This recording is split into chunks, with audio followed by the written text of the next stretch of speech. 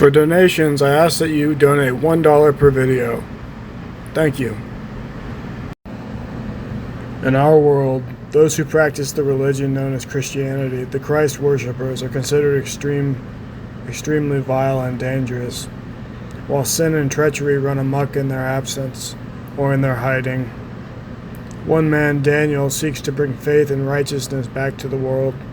There's the never-ending dread of darkness and the growing of the huge yet dark metropolises that loomed over everyone's heads grew larger. Daniel and his followers, a group of zealots, assassins to the atheist public and authorities, now enter a city hoping to bring forth new light and opportunity, the city of Chicago. The year is 2098. Since the beginning of the 21st century, with the innovation of fusion energy, a sort of energy that harnesses the power of an atom's movement without radiation or destruction, the city of Chicago has grown from 2 or 3 million people to over 100 million people, and the building never ends. Much of the northeastern land of the region, once called Illinois, now called Axis 3, are a part of its thresholds. About a third, to be precise, and growing incrementally every year.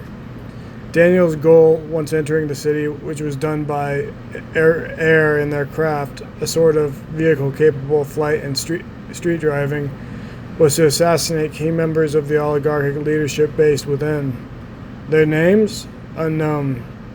But hurriedly they would find out who they were and bring them to justice for what they had done to their own people, forcing them to labor and toil without any sunlight or happiness, joy, or common comfort, as Chicago was covered with a dark veil now, implemented in the year 2076, which blocked out the harsh weather patterns that plagued some parts of the countryside. One man from Daniel's party, a party of 5 men for now, spoke from within the craft's back seating, a clean-shaven, brown-haired man named Luke who spoke plainly but to the point. He said, "Daniel, we will need to stay near the central part of the city. That's why we chose Guppy Plaza. There's an apartment there that Alicia has waiting for us, remember?" said another man, Cameron. "I mean after that," Luke stated, giving Cameron a look of dissatisfaction at his short-sightedness. Daniel nodded as he drove, acknowledging the other 3 men, Tanner, Ty, and Kappa, as they awoke. "Glad you're up," he sort of muttered, though each of them could hear him. "We're nearly there." They each nodded or yawned and began to put on their jackets as the city was very cold, though fortunately in most parts the air was still breathable. At least that's what Daniel had left remembering. He used to live there in Chicago before he was taken from it and escaped. Coming back was not something that he particularly wanted for himself or his team, but it had to be done. It was something only they could do. They'd never liberated a city, and in their order, only small assassinations had forced any progress in their plan to free the people of each major city within the United States, now called the States United. Plenty of people actually roamed free of each city, but famine and plague were common in those parts, and drought was the worst of it. They had lost many lives, especially recently, making their efforts all the more important, and Daniel, he could not let go of what he had experienced as a boy within the walls of the dark veil hanging over his home city of Chicago.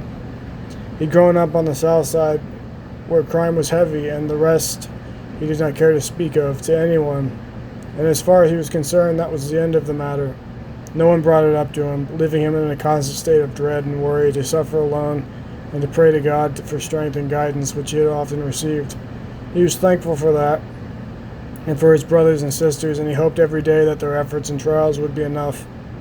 Perhaps one day, he thought. Liberation was their goal, and how to achieve it they had only one lead. Guppy Plaza, a man with an entourage of about 40 men, was spotted on a camera moving towards a large building on the eastern part of town near the lake, black now as it too was covered in darkness. This was 2 days ago, and a hacker of their own had spotted him. They didn't know his name or importance, only that he was a tall, bald man with a pointed nose and 40 armed men guarding him. They now knew his location as well, but it would take time to approach it, and they hoped that he didn't move while they planned. They would make it somewhat quick nonetheless, as they operated quickly and surely. Very soon they would arrive to Guppy Plaza, and Alicia, a common woman from the city, would let them into her apartment where they would plan their next move, though they had some idea of how to negotiate the target at hand. He was in a tall building, the purpose of which Alicia had informed them was some sort of government marketing. A small beginning, Landon surmised, but perhaps this man knew someone they would need, and of course, the reason that he had 40 men guarding him was unknown. They supposed it was the increased crime rate in the area as of late, despite it being on the north side of Chicago, which was sanctioned off from the other sides. Ty had forged them key cards for entry, and with those, they entered the city from the south and opened a gate that led them towards the north to Guppy Plaza, Daniel awaiting his fate there as he drove.